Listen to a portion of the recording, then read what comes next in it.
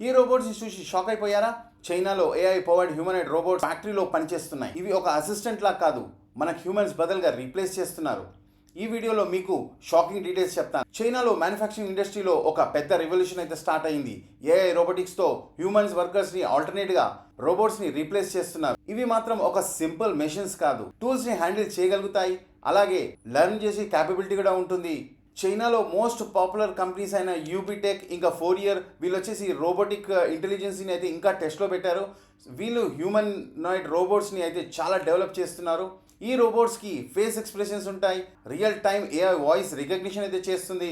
Mostly ఇవి multi task పనులు కూడా చేయగలుగుతాయి. ప్రొడక్షన్ డిపార్ట్మెంట్లో మనం చూసుకుంటే బోల్టింగ్, ఇన్స్పెక్షన్ ఇంకా ఎన్నో పనులు ఈ రోబోట్స్ అయితే చేయగలుగుతాయి. వర్కర్స్కి అయితే రెస్ట్ కావాలి, అలాగే వాళ్ళకు శాలరీ కూడా కావాలి. కానీ రోబోట్స్కి ఇవి 24/7 పనిచేస్తాయి.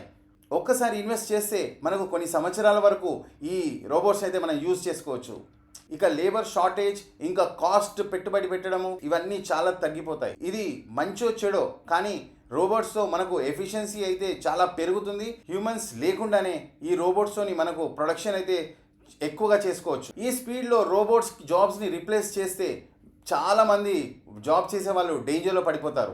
కొంతమంది ఎక్స్పర్ట్స్ ఏం చెప్తున్నారంటే రోబోట్స్ని మనుషులు అసిస్ట్ చేయాలని చెప్తున్నారు, కానీ రోబోట్సే మనుషుల్ని అసిస్ట్ చేస్తే రేపు ఫ్యూచర్ చాలా కష్టంగా ఉంటుంది. చైనా గోల్ ఏంటంటే 2027లోకి వాళ్ళ ఫ్యాక్టరీలో మనుషులకు బదులుగా మొత్తం రోబోట్స్తోనే ప్రొడక్షన్, మ్యానుఫ్యాక్చరింగ్ అన్నీ రోబోట్స్తోనే చేయాలని వాళ్ళు ఒక గోల్ అయితే పెట్టుకున్నారు. మీరే చెప్పండి, ఈ ఏఐ హ్యూమనాయిడ్ రోబోట్స్తో మనుషుల జాబుల్ని తీసేస్తారా లేదా మనుషులకు హెల్ప్ చేస్తాయా?